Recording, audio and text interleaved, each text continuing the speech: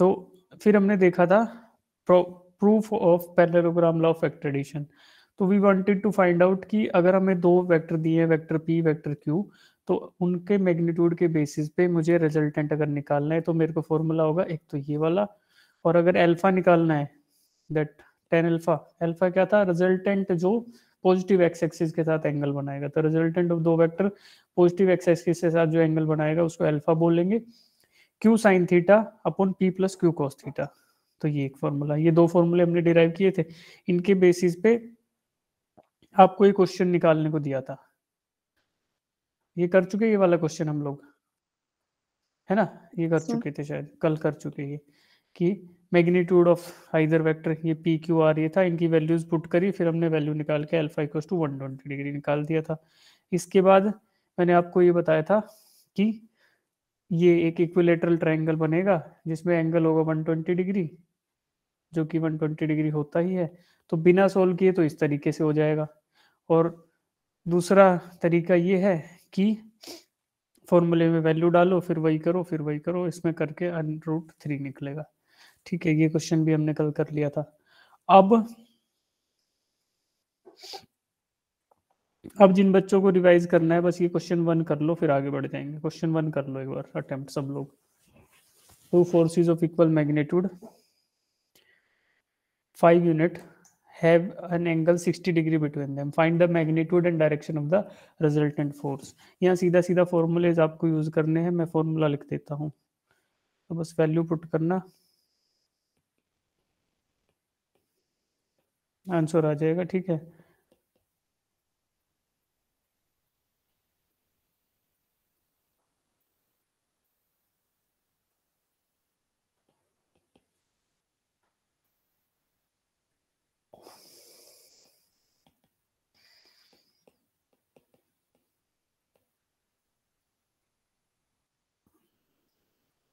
जिनका आंसर आ जाएगा hand raise कर लेंगे, ताकि मुझे पता चल जाए कि आपको कंसेप्ट जो है क्लियर हुआ है।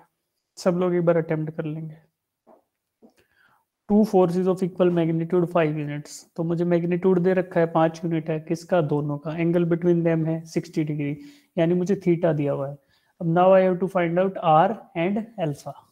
सब लोग निकाल लो, दो फॉर्मूले डिस्प्ले पे दोनों दिख रहा है, जैसे जैसे आंसर आए हैंड रेज करते जाएंगे।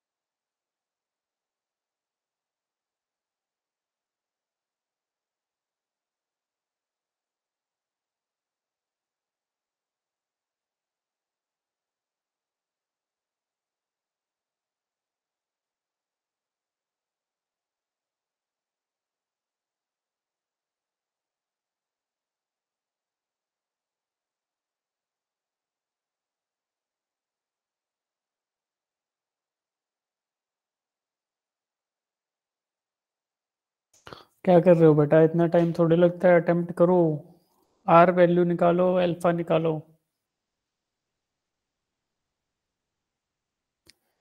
1 मिनट का टाइम और है, दोनों वैल्यूज निकाल लो।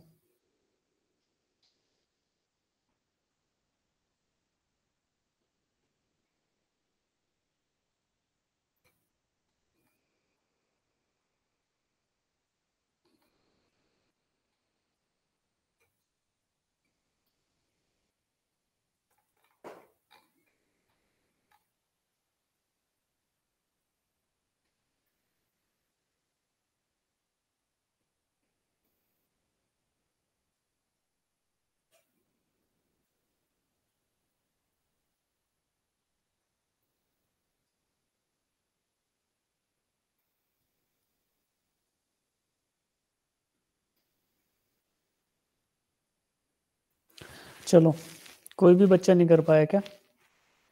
हैंड रेज करो जिनका हो गया।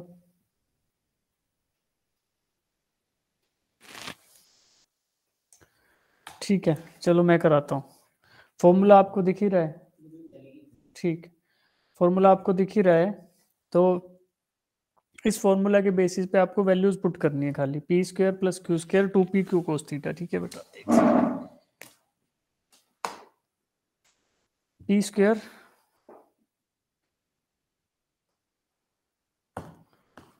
Plus Q square plus 2pq cos theta. ठीक है बेटा, अब इसमें देखो वैल्यूज हम पुट करेंगे। मुझे दिया गया है कि two forces of equal magnitude, कितना दिया है मैग्नीट्यूड 5, यानी p is equal to Q equal to 5, ये है। और थीटा क्या है, एंगल बिटवीन देम 60 डिग्री। अब इनको कुछ नहीं करना, वैल्यूज को पुट करना है। आर की अगर वैल्यू निकालूंगा तो P square plus Q square, 5 square plus 5 into cos of 60 degree निकालो। 25 प्लस 25 प्लस 50 इंटू कोस, कोस 50 कोस 60 कितना होगा बेटा, 1/2 1/2 है ना। इनकी वैल्यूज निकालते टाइम अब क्या आएगा, 25, ये आएगा √75, या फिर 25 5√3, 75 इज ऑल्सो इक्वल टू 5√3। तो ये मेरा आया आर, आर की वैल्यू 5√3 आई। सिमिलर तरीके से मैं टेन अल्फा निकाल लेता हूँ। टेन अल्फा के मतलब क्या हुआ, Q sine theta, Q is 5 into sine 60 degree √3/2 divided by P, P is 5 plus Q, Q is 5 times cos 60 degree, cos 60 degree क्या होगा 1/2। तो इसको सोल्व करेंगे बेटा, तो क्या आएगा ये 5 इंटू √3 डिवाइडेड बाई 2 था, ऊपर का वो छोड़ देंगे as it is, 5 plus 5 into this 5 and 5 10 15, तो √3/3 आ जाएगा बेटा, इक्वल टू 1/√3। 1/√3 कितने पे होता है tan alpha, tan alpha equal to 1/√3, तो अल्फा की वैल्यू क्या आएगी 30 बताओ, डिग्री 30 डिग्री। ठीक है, तो एंगल आ गया 30 डिग्री और ये हो गया 5/√3। तो ये आंसर है। कितने बच्चों का आ गया था ये आंसर बताओ।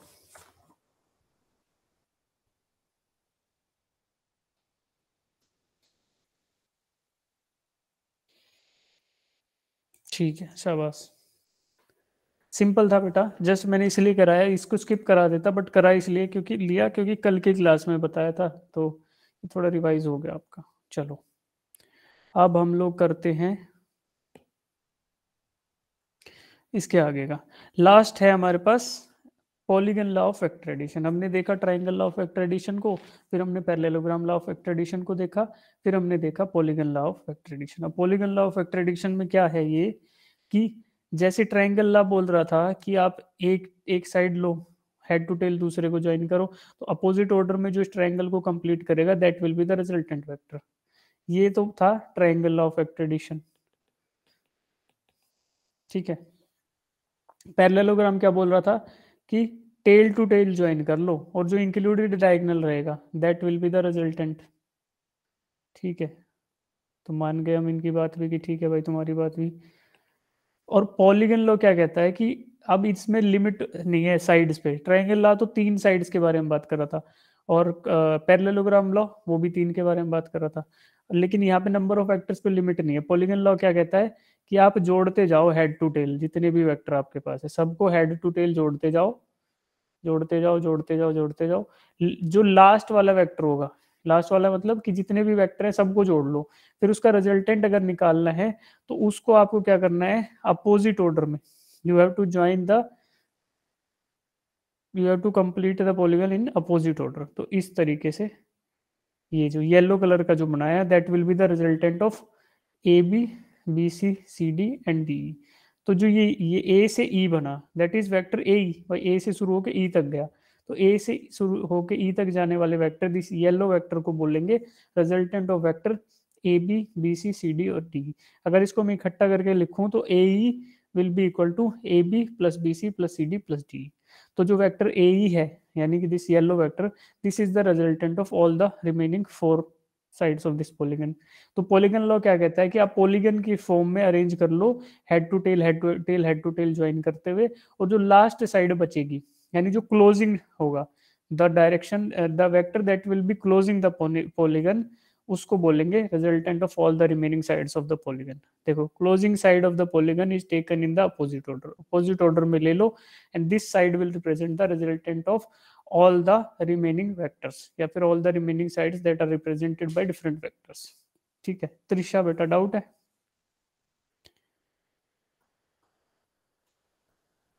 ठीक है, हाँ जी। फिर अब आती है प्रॉपर्टीज ऑफ वेक्टर एडिशन। हम बात करेंगे प्रॉपर्टीज ऑफ वेक्टर एडिशन के बारे में। हमने देख लिया ट्राइंगल लॉ होता है, पैरेललोग्राम होता है, ये होता है, सब होता है, ठीक है। अब कुछ एक प्रॉपर्टीज होती हैं। Vector addition is commutative. Commutative का मतलब क्या होता है बेटा? चाहे तो आपको ऐड करना है vector A B C D E को, तो उसमें order of adding the vectors does not make any sense. आपको ये 4-5 वेक्टर एक साथ ऐड करने हैं। अब चाहे डी ई ए ऐसे किसी भी ऑर्डर में कर लो, डी में ई ऐड कर दिया, फिर ए कर दिया, फिर बी किया, सी किया, या सी से स्टार्ट किया बी ए, कुछ भी करो, रैंडम मिक्स एंड मैच कर लो कोई भी ऑर्डर, तो the final answer will be the same. ठीक है, इसका ग्राफिकल प्रूफ आपको देखो एनिमेशन में दिख भी रहा होगा। जो ग्राफिकल प्रूफ आपको दिख रहा होगा, हम लोग ए में बी ऐड किया, बी में फिर सी ऐड किया, सी में डी ऐड किया। देखो यहाँ पे ए था, ए में बी किया, फिर सी किया, फिर डी किया। एक सेकंड, यहाँ से दिखा नहीं पा रहा यार मैं। हाँ, ए था, फिर बी, फिर सी, फिर डी, और फिर ई, और फाइनल जो रिजल्टेंट है वो ये आ गया। इधर आए तो ये ए बी सी, डी से स्टार्ट किया, डी ई ए बी, और यहाँ तक आ गया, और बचा हुआ रिजल्टेंट ये वहीं के वहीं है। आर तीनों में वही है, बस आर तक पहुंचने का तरीका अलग अलग है। जैसे आप स्टार्ट करते जाओगे उस प्रकार हेड टू टेल ऐड करते जाओ, और फाइनली जो बचेगा closing side, that will be the resultant. ये पॉलीगन लॉ भी बोल सकते हो इसको, पॉलीगन लॉ का वेरिफिकेशन भी हो रहा है, और दूसरा ये कम्यूटेटिविटी जो प्रॉपर्टी है वेक्टर एडिशन की, उसका भी एक तरीके से आपको समझ आ रहा है with the help of this animation. अब देखो आगे देखते हैं। Vector addition is associative. Associative का मतलब क्या है बेटा? कि आप ऐड तो कर रहे हो, तो ये भी उसकी उसी तरीके की प्रॉपर्टी होगी कि I wanted to add A into B into C, तो अब चाहे तो बी सी को एक पहले ऐड कर लो, फिर उसमें बाद में ऐड कर दो, या पहले सी ए को कर लो उसमें बाद में बी ऐड कर दो, या ए बी को कर लो उसमें सी बाद में ऐड कर दो। एडिशन जब कम्यूटेटिव है तो उसी का एक इंटरप्रिटेशन ये हो सकता है कि इट इज एसोसिएटिव। ये बस नाम याद रखो, काम कहीं नहीं आएगा ये। Velocity addition is vector addition is distributive. Distributive मतलब क्या है कि मुझे दो वेक्टर ऐड करके उसको एक स्केलर से मल्टीप्लाई करूं तो भी चलेगा, या मैं इंडिविजुअली वेक्टर को एक किसी स्केलर से मल्टीप्लाई कर दूं और बाद में ऐड कर दूं, तो इसको बोलेंगे कि it is distributive over multiplication. Multiply करेंगे किसी स्केलर मल्टीप्लीकेशन पे, तो उसके ऊपर ये वेक्टर एडिशन डिस्ट्रीब्यूटिव है, आप आराम से उसको डिस्ट्रीब्यूट करके मल्टीप्लाई कर सकते हो। This is another property. एक ये है कि वेक्टर, कोई वेक्टर ए है, उसमें I want to add null vector या फिर जीरो, तो फाइनल आंसर क्या आएगा? Same vector. नल वेक्टर के एडिशन या सब्ट्रैक्शन से किसी वेक्टर की जिंदगी में कोई फर्क नहीं आता है ना। किसी वेक्टर की लाइफ में बाय एडिशन और subtraction of a null vector it does not make any sense to the original vector. ठीक है, तो ये था बेटा हमारा वेक्टर एडिशन की कहानी। अब यहाँ पे डाउट है किसी बच्चे को तो पूछ लो, नहीं तो अगले मॉड्यूल पे शिफ्ट करेंगे। नोट्स आपको मिल गए क्या ये वाले? No sir. No sir. नहीं मिले तो ठीक है, ये नोट्स मैं आपको सेंड कर दूंगा। वैसे शायद मैंने भेज दिए हैं बेटा, पर फिर भी मैं भेज दूंगा दोबारा से एक बार, अगर नहीं आए होंगे ग्रुप में तो। ठीक है, अब हम वेक्टर्स के दूसरे उस पर शिफ्ट कर रहे हैं। यहाँ पे क्या है, हमने एडिशन देख लिया। अब सेकेंड ऑपरेशन क्या हो सकता है बेटा? वेक्टर ऑपरेशंस के अंदर दूसरा क्या हो सकता है? हम क्या कर सकते हैं वेक्टर के साथ? वेक्टर मल्टीप्लिकेशन, है ना।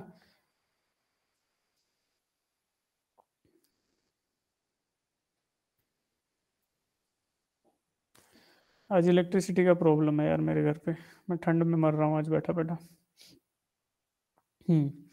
देखो vector addition and subtraction. Vector addition and subtraction हमने अब तक देखा था कि दो फॉर्मूले देखे थे। ठीक है बेटा, देखो याद आ जाएगा, आज तो लिख ही चुके एक बार तो। P square plus Q square plus 2pq cos theta. अब इस फॉर्मूले की मदद से भी हमें क्या मिल रहा था? Value of are. रिजल्टेंट की हमें वैल्यू मिल रही थी, कब मिल रही थी? When we were given with this values p और q, ये क्या थे? मैग्नीट्यूड्स थे, magnitudes of vector p and q। अब ये मैग्नीट्यूड्स थे बेटा, जैसे हमने क्वेश्चन किया था उसमें ये क्या था, उसमें ये था p equals to q equals to 5, तो ये 5 एक वैल्यू गिवन थी, ठीक है। अगर हमें इस तरीके से वैल्यू दी हो तो we will find out resultant with the help of this formula, और इस फॉर्मूले का सोर्स क्या था? Parallelogram law of vector addition, parallelogram law से हमें मिला था ये।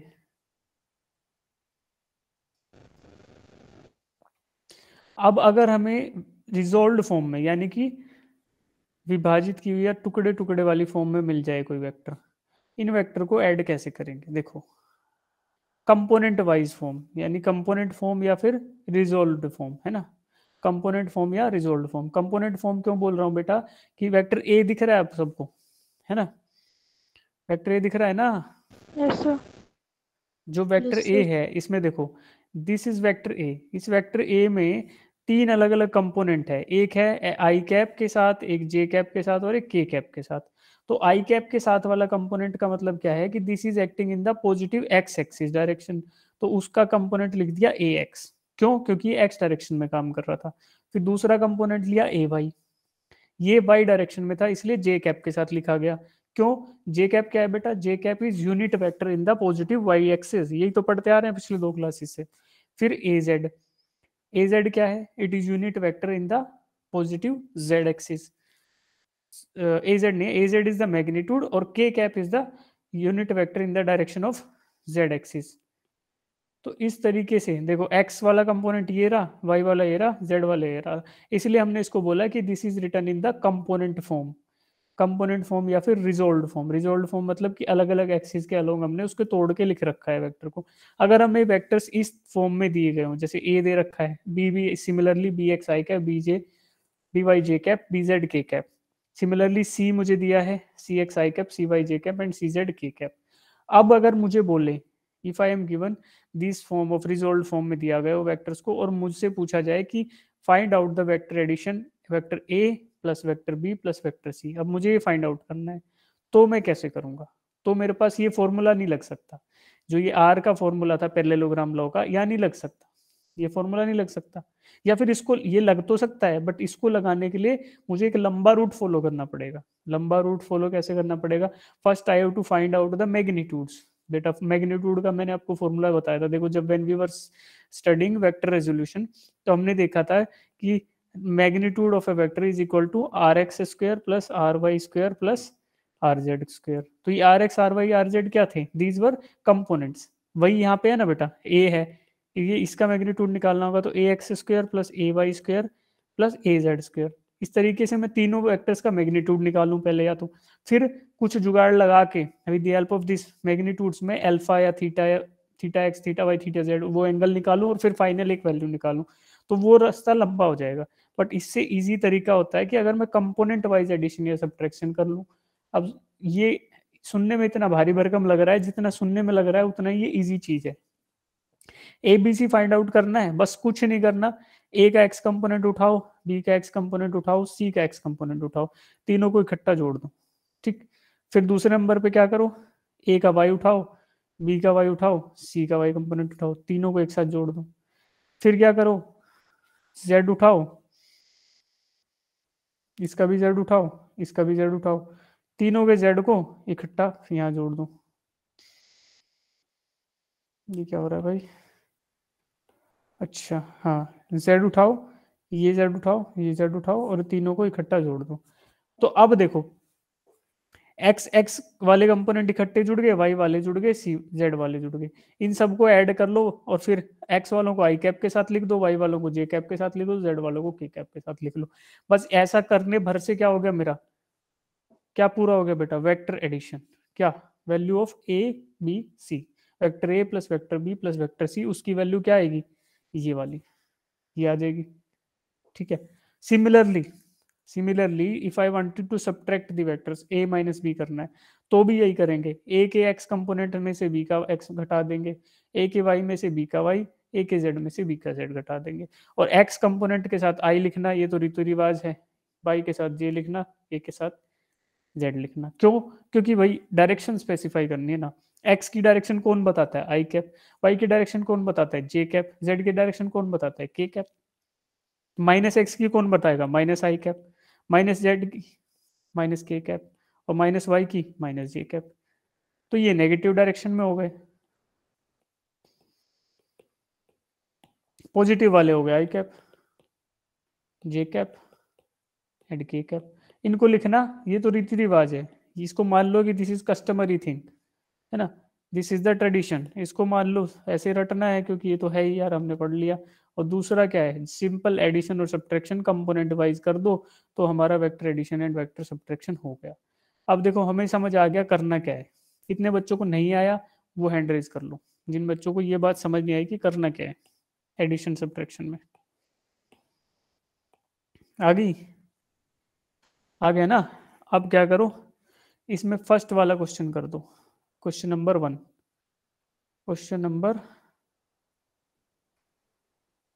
क्या हो गया यार इसको, हाँ क्वेश्चन नंबर 1 आप लोग करेंगे सब लोग।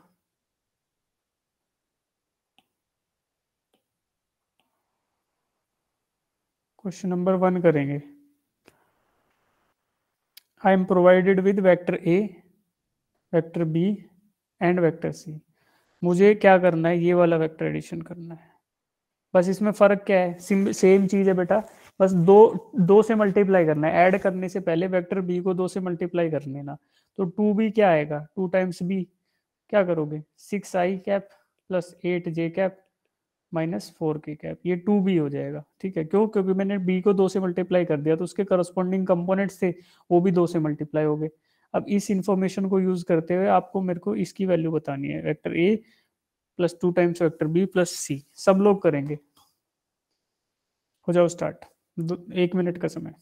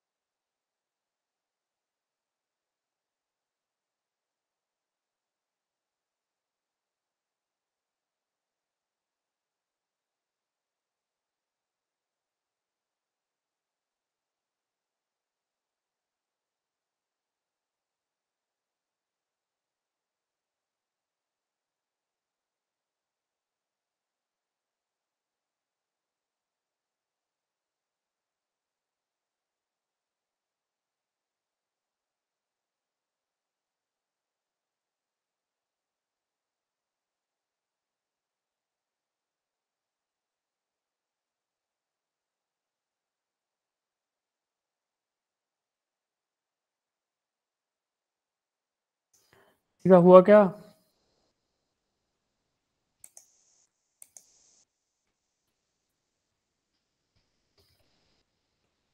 चलो भाई ठीक है, फिर आज की क्लास यहीं ख़त्म करते हैं, कल मिलेंगे।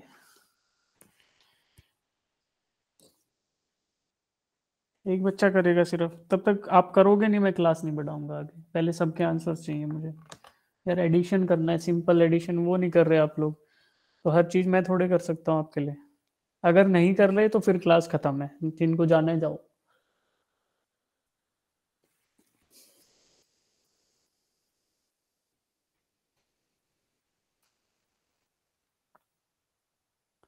सब लोग अटेम्प्ट करो यार, इसमें एडिशन करना है, just we have to add I cap के साथ जितनी भी वैल्यूज हैं इकट्ठा ऐड करके आई कैप के साथ लिख दो। जे कैप के साथ है उनमें एडिशन सब्ट्रैक्शन जो हो रहा है वो कर दो। के कैप के साथ जो वैल्यूज हैं वो इकट्ठा कर दो। अटेम्प्ट करो एक आंसर, जैसे भी आपके पास कोई भी आंसर आ जाए then you have to come up with the answer, और हैंड रेज करना है जैसे ही आपका आंसर आ जाए।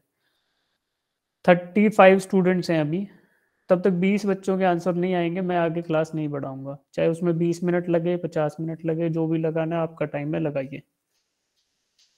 क्योंकि इसका रीजन ये है कि आप लोग अगर इसमें पार्टिसिपेट नहीं कर रहे तो आने वाले चैप्टर आपके लिए बहुत टफ होने वाले हैं। फिर जिन जिन का आंसर आएगा वो करेंगे बेटा, अटेम्प्ट ही नहीं करोगे तो कुछ नहीं आएगा आंसर। करते जाओ, हैंड रेज करते जाओ, और हाथ रेज करके रखो जिनका आ जाएगा। जब तक 20 बच्चों का नहीं आएगा मैं नहीं बढ़ा रहा क्लास।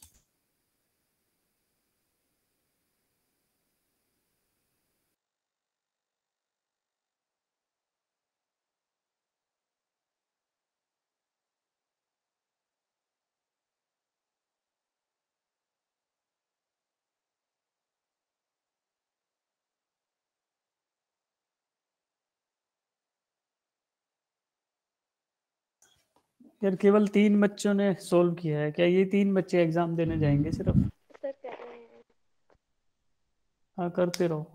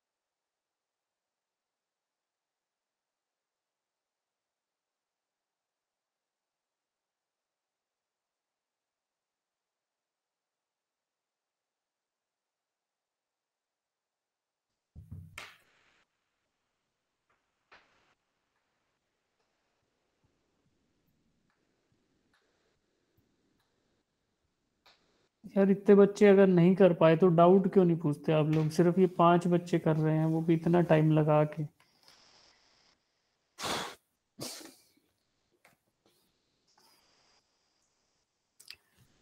बेटा थोड़ा रिस्पेक्ट अपना भी करो, थोड़ा रिस्पेक्ट टीचर्स का भी करो।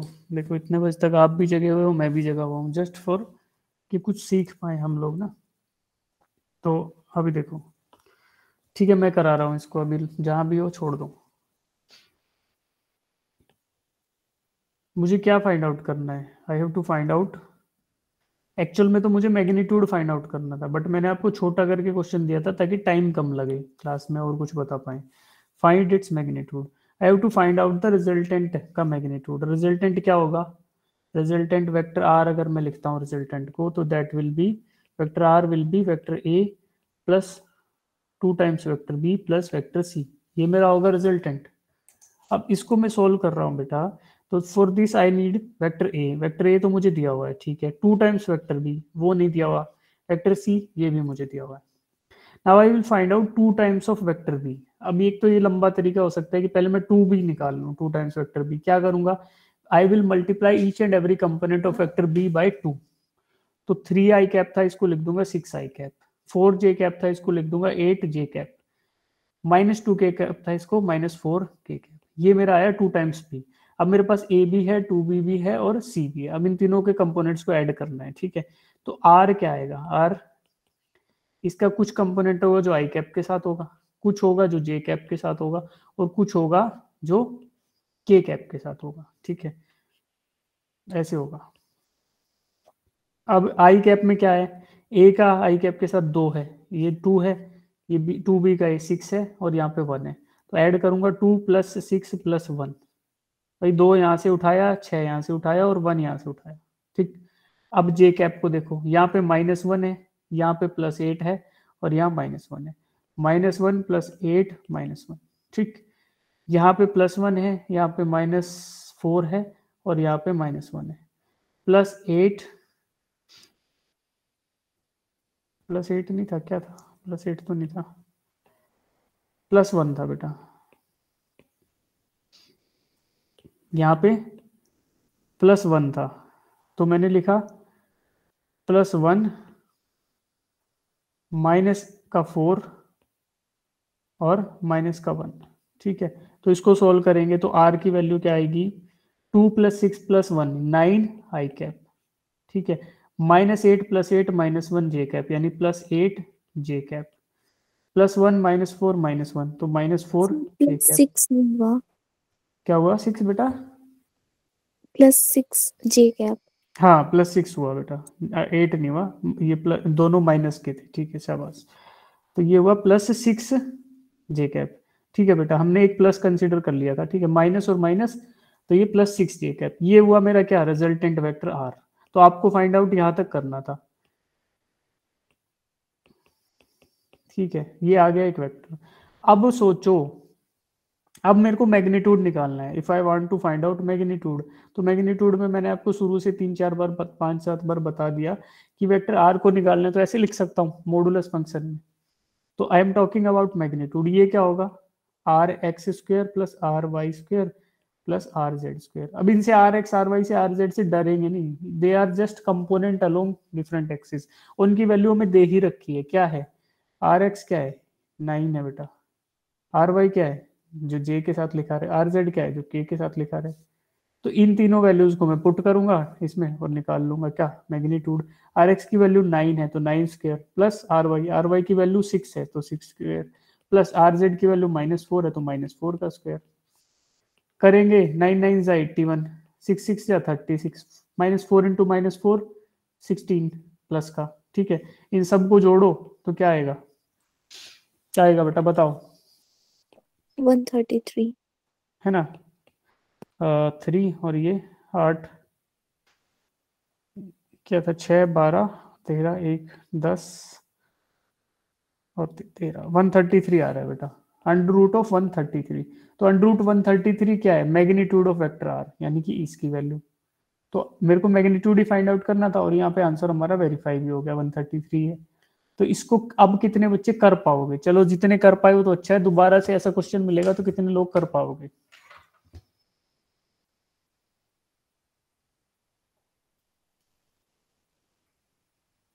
ठीक है, 15 बच्चे हैं, चलो ठीक है। बाकी जो बच्चे आंसर नहीं निकाल पा रहे, अटेम्प्ट नहीं कर रहे, देखो मैं उनको बता दूं बेटा, ये वेक्टर से डरना नहीं है। अगर डरते रहोगे कि वेक्टर आ गया, ये क्या चीज आ गई, ये इससे मन घबरा रहा है, तो इससे मन मत घबराओ, क्वेश्चंस कर लो।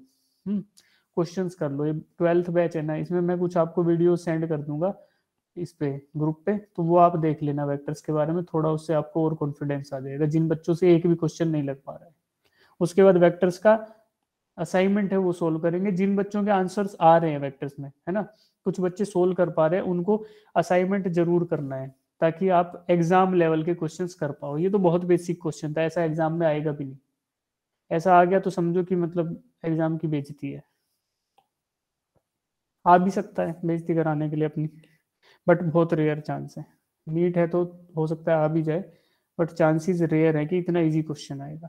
क्वेश्चन कुछ इस प्रकार का आ सकता है जो क्वेश्चन नंबर 2 है। क्वेश्चन नंबर 2 यहाँ से लेके पूरा नीचे तक है, इसको अटेम्प्ट करेंगे हम लोग। आप लोग अटेम्प्ट करोगे, इसको ट्राई करना। हमें जैसे रिजोल्व फॉर्म में फाइंड आउट करना था ना कि इसका एक कुछ इधर आएगा, जैसे F1 वेक्टर आपको दिख रहा है, ये F1 वेक्टर दिख रहा है ना, F1 वेक्टर है, 53 डिग्री ऊपर वाला एंगल है, तो नीचे वाला एंगल कितना होगा, 37 डिग्री। ठीक है, तो इसका कुछ कंपोनेंट इस F1 का, F1 तो ये पिंक कलर का वेक्टर दिख रहा है हाइपोटेन्यूज, तो ये वाला जो सामने वाला आएगा एंगल के सामने वाला, this is sine F1 sine 37 degree. ठीक, ऐसे ही ये नीचे वाला जो देखेंगे ये क्या होगा, F1 कोस 37 डिग्री। सिमिलरली आप लोग फाइंड आउट करोगे F3 के लिए, ये क्या आ जाएगा, F3 साइन 37 डिग्री, और ये F3 कोस 37 डिग्री। इसी प्रकार से F2 के लिए आएगा, ये परपेंडिकुलर होगा तो F2 कोस 40 साइन 45 डिग्री, और ये F2 कोस 45 डिग्री। अब जो एक्स एक्सिस के अलोंग एक्ट कर रहे हैं, कौन कौन सा कर रहा है एक्स एक्सिस के अलोंग, ये मेरी एक्स एक्सिस है, यानी कि ईस्ट वेस्ट भी बोलोगे, इसमें ईस्ट वेस्ट नॉर्थ साउथ के टर्म्स में दे रखा है, उस हिसाब से करना है। जो ईस्ट से वेस्ट, ईस्ट ये है, वेस्ट ये है, नॉर्थ ये है और साउथ ये है। ठीक है, ईस्ट से वेस्ट में एक्ट कर रहा है वो कौन कौन सा है, एक तो F1 कोस 37, एक F2 कोस 45, ये एक्ट कर रहे हैं। इन तीनों को इसके अलोंग जोड़ लो। कुछ एक करेंगे नॉर्थ टू साउथ, जैसे F1 साइन 37 एक्ट कर रहा है, F3 कोस 37, और ये इनको आप इसके अलोंग जोड़ लो। अच्छा, और ये भी है बेटा, जब ईस्ट टू वेस्ट जोड़ोगे उसमें एक वेक्टर ये भी है, तो इन तीनों को एक साथ जोड़ोगे, इन तीनों को एक साथ जोड़ोगे, तो जो फाइनल रिजल्टेंट वेक्टर है उसका एक्स कंपोनेंट निकालना है, तो ईस्ट से वेस्ट जोड़ेगा ये वाला, ये वाला और ये वाला, उनसे आएगा। और जब वाई कंपोनेंट निकालना है तो एक ये और एक ये, इन तीनों को जोड़ोगे साथ में तो आएगा। ये रेजोल्यूशन करेंगे और वेक्टर एडिशन करेंगे, तब आपका आंसर आ जाएगा इसका। इसको आप लोग घर पे अटेम्प्ट करेंगे, लेंथी है, अगर समझ नहीं आता तो फिर जब हमारे पास टाइम होगा तब मैं इस क्वेश्चन को करा दूंगा, आप लोग पूछ लेना, मैं बता दूंगा। ठीक, अभी के लिए आगे बढ़ते हैं, लेकिन इसको अटेम्प्ट जरूर करना, ढंग का क्वेश्चन यही है यहाँ पे। इसको सीख जाओगे तो हो जाएगा, या फिर मैं नेक्स्ट क्लास में इसको करा दूंगा, मेरे को याद दिलाना कि सर ये क्वेश्चन करा दें। इसके आंसर्स बेटा यहाँ दिए हुए हैं, ये नोट्स आपको शेयर हो गए इसी में, इसी स्लाइड में इधर दिए हुए हैं इसी के आंसर, ये दे रखे इधर। अब वेक्टर एडिशन हमारा खत्म हो गया है, अब मैं ले चलता हूँ वेक्टर मल्टीप्लिकेशन की तरफ आपको। ठीक है, multiplication of vector, vector operation हम सीख रहे थे ना, पहला था वेक्टर एडिशन, अब बात आ गई मल्टीप्लिकेशन ऑफ वेक्टर की। मल्टीप्लिकेशन ऑफ वेक्टर भी बेटा दो टाइप का होगा, the first one is scalar, scalar या डॉट प्रोडक्ट बोलेंगे, दूसरा होगा वेक्टर या क्रॉस प्रोडक्ट। नाम सुना है इसका आपने, scaler dot product, vector cross product, सुना है क्या क्लास में? Yes sir. देखो, पहली चीज है बेटा स्केलर या डॉट प्रोडक्ट, दूसरी चीज है वेक्टर या क्रॉस प्रोडक्ट। ठीक है, अब देखो सिर्फ देखते हैं कि स्केलर प्रोडक्ट या डॉट प्रोडक्ट किसको बोलेंगे। अगर फाइनल आंसर व्हेन वी, देखो मल्टीप्लिकेशन तो वेक्टर का ही होगा, we are multiplying one vector by some other vector. ठीक है, अब एक वेक्टर ए है उसको डॉट प्रोडक्ट कर रहा हूं with some other vector B, right. अब इसमें अगर मेरा final answer after multiplication it turns out to be a scalar quantity, अगर मेरा आंसर स्केलर क्वांटिटी आ रहा है तो इसके लिए मैं बोल दूंगा कि this is a scalar product, final answer अगर स्केलर आ रहा है तो। और इसका जस्ट उल्टा, अगर ए क्रॉस बी किया, दो वेक्टर्स को क्रॉस प्रोडक्ट से मल्टीप्लाई किया, तो मेरा फाइनल आंसर आएगा वेक्टर क्वांटिटी। अगर वेक्टर क्वांटिटी आ रहा है तो इट्स अ वेक्टर प्रोडक्ट या क्रॉस प्रोडक्ट, अगर स्केलर क्वांटिटी आ रहा है तो इसको बोलेंगे डॉट या स्केलर प्रोडक्ट। अब डॉट इसलिए क्योंकि बीच में डॉट लगा रखा है, क्रॉस इसलिए क्योंकि क्रॉस है, वेक्टर प्रोडक्ट इसलिए क्योंकि फाइनल आंसर वेक्टर आ रहा है, स्केलर प्रोडक्ट इसलिए क्योंकि फाइनल आंसर स्केलर आ रहा है। तो ये दोनों चीजों से पता पड़ गया कि स्केलर और डॉट प्रोडक्ट एक ही चीज है, वेक्टर और क्रॉस प्रोडक्ट एक ही चीज है। पहले देखेंगे डॉट प्रोडक्ट क्या है। ठीक है, आज की क्लास में यही हो पाएगा कि डॉट प्रोडक्ट क्या ये सीख पाएंगे, उसके बाद कल मैं वेक्टर प्रोडक्ट सिखाऊंगा आपको। ठीक है, सबसे पहले देखते हैं what is a dot product. तो डेफिनेशन वाइज देखेंगे, द स्केलर प्रोडक्ट और dot product of any two vectors A and B denoted by A dot B is defined as the product of their magnitude with cosine of angle between them. अब इसने definition दे दी, यही definition है कि आप vector, जो दो vector हैं उनके मैग्नीट्यूड को किससे मल्टीप्लाई कर दो, उससे उसको मल्टीप्लाई कर दो cosine of angle between them. देखो ये I wanted to find out cross dot product of vector A with vector B. तो क्या करेंगे, मैग्नीट्यूड ऑफ वेक्टर ए लिया, उसको मल्टीप्लाई किया मैग्नीट्यूड ऑफ वेक्टर बी से, फिर मल्टीप्लाई कर दिया cosine of angle between these two vectors. तो थीटा क्या था, theta was nothing but the angle between the two vectors. ये मानो वेक्टर ए है मेरा, ये वेक्टर बी है मेरा, और जो थीटा है this is angle between vector A and B. तो अगर मुझे वेक्टर ए और बी का क्रॉस प्रोडक्ट निकालना है तो क्या होगा, magnitude of vector A magnitude of vector B times cosine of theta. Theta is the angle between the, magnitude of vector A क्या है, length of vector A, length of vector A को बोलेंगे magnitude of vector A, length of vector B को बोलेंगे magnitude of vector B. ठीक है, देखो magnitude और वेक्टर लिखने में फर्क ये है कि when I am writing vector तो मैंने उसके ऊपर एरो हेड लगा रखा है, when I am writing the magnitude of same vector तो मैंने एरो हेड हटा दिया है। यहाँ भी देखो ए पे एरो हेड है मतलब वेक्टर ए है, ए पे एरो हेड नहीं है मतलब we are talking about some length या सम मैग्नीट्यूड, तो सिर्फ उसको ए लिख दिया। अब देखो डॉट प्रोडक्ट की डेफिनेशन यही थी कि it is the product of the magnitudes and the cosine of angle between these two vectors. तो ए बी कोस थीटा, ये जो फॉर्मूला है A dot B is equal to A B cos theta, इसको हम लोग क्या करेंगे, याद करेंगे बेटा, we will remember this formula. यही है डॉट प्रोडक्ट। अब इसी फॉर्मूला को दूसरे तरीके से भी देखा जा सकता है, इसी फॉर्मूला को दूसरे तरीके से भी देखा जा सकता है in the form of projections, वो बताऊंगा। उससे पहले एक बार ये देख लो कि कोस थीटा, जैसे हमें था A dot B is equal to A B cos theta, यहाँ पे दिखा हमें। अब अगर मैं इसमें से A dot B is equal to A B cos theta में से if I want to find out cos theta, तो कोस थीटा की वैल्यू क्या होगी, ए डॉट बी को डिवाइड कर दूं ए बी से, जैसे यहाँ पे कर दिया भाई ए डॉट बी को डिवाइड कर दिया ए बी से, यही तो किया है। ए बी क्या है, ए बी मैग्नीट्यूड ऑफ ए है, ए बी है, वही यहाँ पे इसको भी भाई ये तो इसी के बराबर होता है, मैग्नीट्यूड के बराबर। मॉडुलस फंक्शन के अंदर जो चीज आएगी वो मैग्नीट्यूड के बराबर ही तो होगी, तो वही चीज होगी ये। तो ये कोस थीटा ऐसे निकाला जा सकता है। दोनों चीज सेम है, आया कहाँ से, इस इक्वेशन से जिसमें मैंने लिखा है कि रटो। ठीक है, अब देखो एक और डेफिनेशन भी हो सकती है डॉट प्रोडक्ट की, वो आपको बताता हूँ। दूसरी डेफिनेशन क्या हो सकती है, लिखी हुई है नीचे, देखो बेटा। The dot product of A and B is equal to the product of A, product of A नहीं है सिर्फ, ये मैग्नीट्यूड ऑफ वेक्टर ए है। अटक क्यों रहा है भाई, हाँ देखो स्टार्ट करते हैं यहाँ से। The dot product of A and B is equal to the product of A, product of A ये वाला ए, यानी this is the magnitude of vector A and projection of B on A, projection of vector B on vector A. तो एक तो ये definition हो सकती है, product of A and projection of B on A, और क्या, product of magnitude of A and projection of A on B. तो ये उल्टा उसके हो गया भाई, या तो आप ले लो क्या, वेक्टर ए का मैग्नीट्यूड ले लो और बी की प्रोजेक्शन ले लो, या फिर ले लो आप मैग्नीट्यूड बी का, वेक्टर बी का मैग्नीट्यूड और ए की प्रोजेक्शन। तो जो एक वेक्टर होगा जिसका मैग्नीट्यूड होगा उससे दूसरे वाले वेक्टर की प्रोजेक्शन होगी, कहाँ पे, गिवन वेक्टर पे। देखो अब प्रोजेक्शन से हम क्या मतलब निकालते हैं बेटा, मैं आपको दिखाऊंगा वेक्टर बी की प्रोजेक्शन वेक्टर ए पे, वेक्टर बी की प्रोजेक्शन वेक्टर ए पे। ठीक है, ये एक लाइट है, ठीक है, ऊपर बनाई मैंने येलो कलर की लाइट, और ये लाइट कैसी है कि ये बिल्कुल परपेंडिकुलर ऐसे लाइट बीम्स फेंकेगी। ठीक है, तो ये जब परपेंडिकुलर लाइट बीम्स फेंकेगी तो ये वेक्टर की लाइट बीम्स जो है, ये लाइट की ये 90 डिग्री होंगी किस पे, वेक्टर ए से।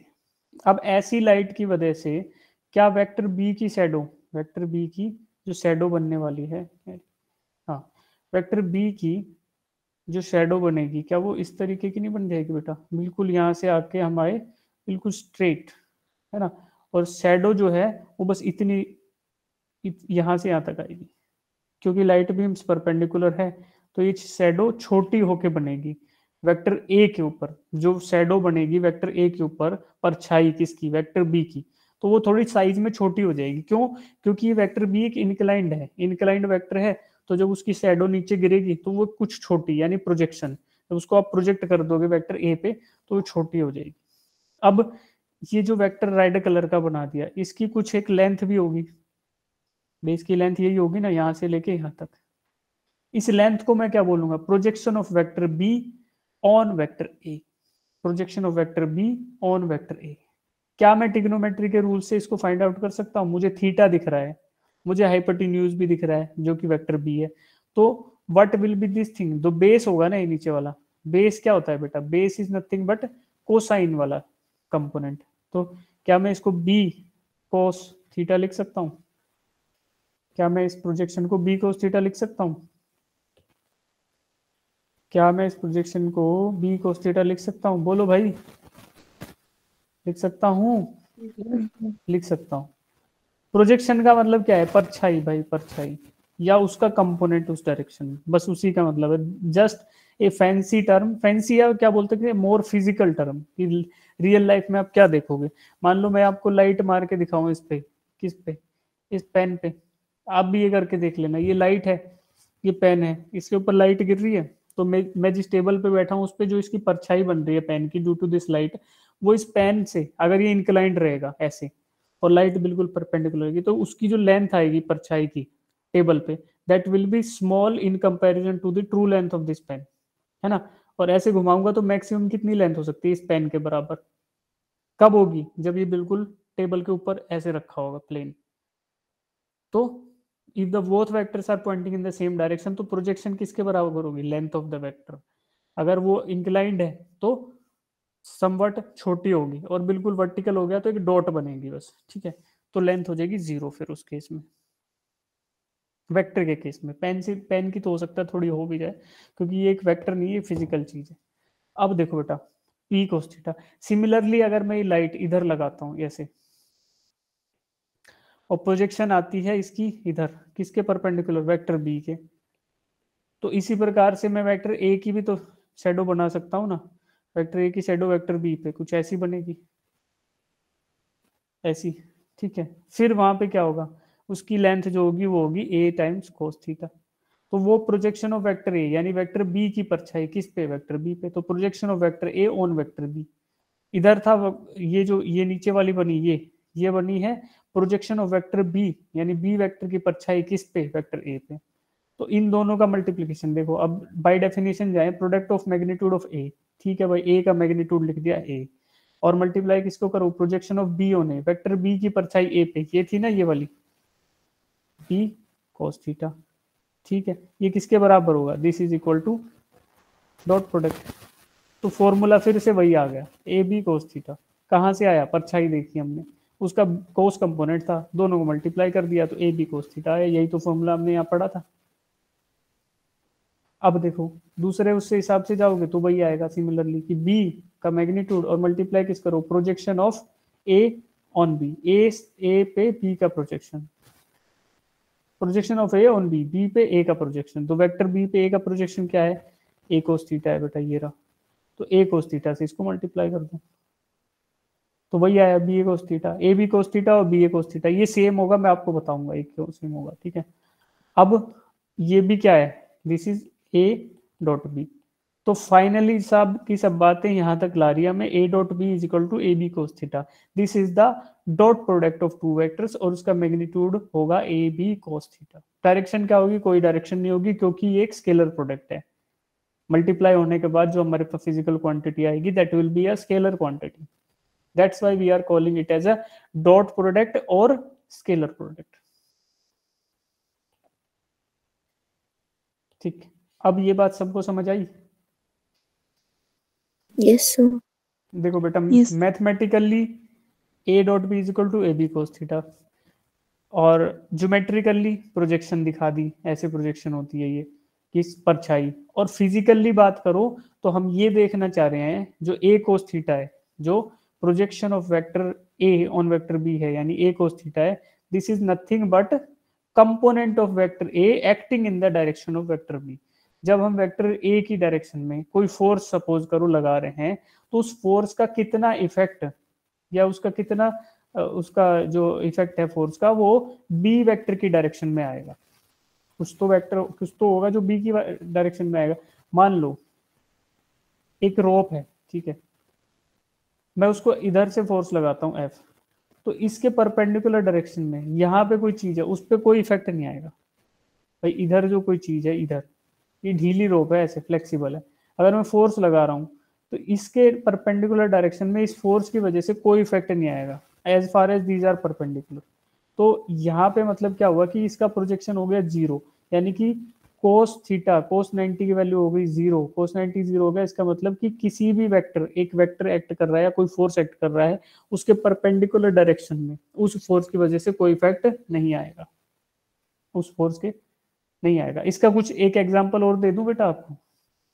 देखो ग्रेविटी हमारी क्या है, एक्सेलरेशन है, acceleration is also a vector quantity. तो ग्रेविटी कहाँ एक्ट करती है भाई, जी है acceleration due to that always acts in the downward direction, vertically downward direction में। अब देखो, अब मैं बोलूं कि आपको ये तो पता ही है ना, मैं किसी बॉल को या किसी चीज को, ऑब्जेक्ट को मैं गिराता हूं, तो उसका एक्सेलरेशन हमेशा डाउनवर्ड डायरेक्शन में ही तो आता है। एक वेक्टर था, उस पर डाउनवर्ड डायरेक्शन लग रहा, कभी ऐसा हुआ कि आपने कोई चीज गिराई और वो ऐसे भग गई, साइड में भग गई? No, sir. नहीं भगेगी ना, क्योंकि उसमें डाउनवर्ड में लग रहा है। उसके 90 डिग्री पे, यानी कि जो डाउनवर्ड एक्सेलरेशन है, ये माउस देखो, इसमें डाउनवर्ड एक्सेलरेशन जो लग रहा है, that can not accelerate this object in this horizontal direction. Horizontal में उसका रत्ती भर भी फर्क नहीं आएगा, कुछ उस पर मिनिस्क्यूल चेंजेस, माइन्यूट चेंजेस भी बिल्कुल नहीं आएंगे in the horizontal direction due to some vector acting in the downward direction. तो जो वर्टिकल डायरेक्शन था और हॉरिजॉन्टल था, they are perpendicular to each other 90 degree, तो 90 डिग्री में कोई एक्शन नहीं आएगा। आपने फिजिकली तो ये सब एक्सपीरियंस ही किया है, बस इसको हम फिजिक्स से जोड़ के देख रहे हैं। अब ये हो गया, तो मैंने आपको फिजिकल भी बता दिया कि उस वेक्टर का along with some other direction क्या इफेक्ट आएगा, उसको देखने के लिए हम लोग उसका प्रोजेक्शन लेते हैं, और इस यही हो गया ए बी कोस थीटा इसका फॉर्मूला। अब A B cos theta formula अगर याद रह जाता है और बाकी ये सारी बातें धुआं धुआं थोड़ी थोड़ी याद रह जाती हैं, तो it is more than sufficient for us, हमारे लिए ये सब चीजें ये काफी है हमारे लिए, ठीक है। तो at the end of the class आपको थोड़ा थोड़ा ये याद रहना चाहिए कि हाँ कुछ चीजें बताई थी, प्रोजेक्शन जैसे क्या होता है क्या नहीं होता, कुछ ये याद रहना चाहिए कि फिजिकली हमारा क्या मतलब है, कि वेक्टर्स का उस डायरेक्शन में कितना इफेक्ट है। और फाइनली जो बिल्कुल दिल दिमाग आत्मा में घुस जानी चाहिए चीज, वो क्या है बेटा, फॉर्मूला, ये ए बी कोस थीटा, ये फॉर्मूला खून में घुसा लो एकदम अपने में, है ना। A dot B equal to A B cos theta, क्योंकि ये भर भर के यूज होगा फिजिक्स में, ये भी और वेक्टर प्रोडक्ट जो कल बताऊंगा वो भी, ठीक है। इसको करना है रिमेंबर, यानी कि इसको करना है रटो, रट लो, ठीक है। अब इसमें किसी को डाउट है तो बताओ, और नहीं है तो इस क्वेश्चन का आंसर बताओ फटाफट। देखो नीचे एक क्वेश्चन दिया गया है, इफ वेक्टर ए का magnitude is given, vector B का magnitude is given, angle between the vectors is given, find A dot B. देखो दो बच्चों का आ गया शायद, बहुत आसान आंसर है, कुछ नहीं है भाई, ये तो लल्लू क्वेश्चन है। सॉरी, वेक्टर ए का मैग्नीट्यूड मुझे दिया है, वेक्टर बी का दिया है, थीटा भी दिया गया है। अब ए डॉट बी का फॉर्मूला आपको दिख रहा है, A B cos theta, simple multiply करो, क्या आया आंसर, क्या आया, अनम्यूट करके बोल दो ऐसे ही। 3 3 आया ना। देखो बेटा सीधा दिख रहा है, कोस साइन ऑफ 60 डिग्री इज 1/2, तो 1/2 से 2 मर गया, बच गया 3, सीधा आंसर लिख देंगे।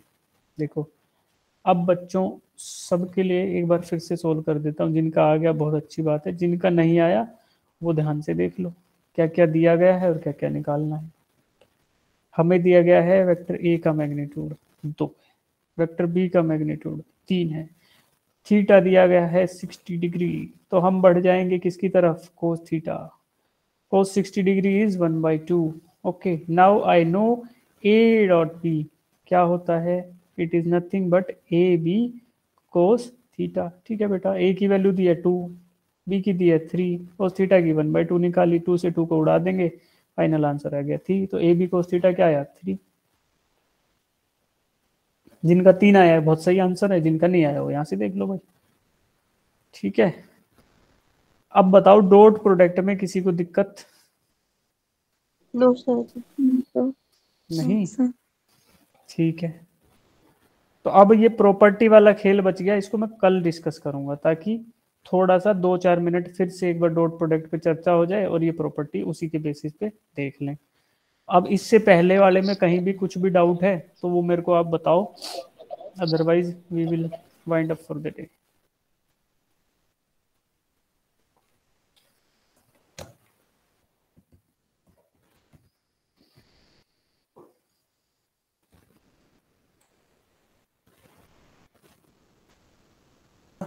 किसी को डाउट है तो बताओ। मेरी तबीयत तो यार खराब होती जा रही है, लग रहा है कल एक हाथ दुख रहा था बस, आज दोनों दुख रहे हैं, अब ऐसे ही उठा नहीं पा रहा इससे ऊपर, ठंड लग गई है शायद। रितिका डाउट है बेटा, प्रगति, रितिका प्रगति, बाय बाय बेटा बाय। एग्जाम सबके खत्म हो गए क्या, No, sir. किसी के बच्चे हैं? So next physics का है। अच्छा, फिजिक्स का नेक्स्ट एग्जाम है, कब है? सर परसों। परसों है, अच्छा पढ़ाई करो फिर भाई। Yes, sir. Good night. Good night बेटा।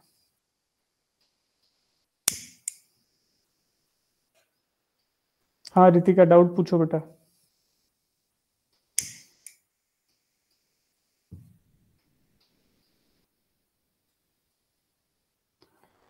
ठीक है, किसी को भी डाउट नहीं है तो हम डिस्कनेक्ट कर रहे हैं फिर बेटा। प्रगति डाउट है क्या आपको?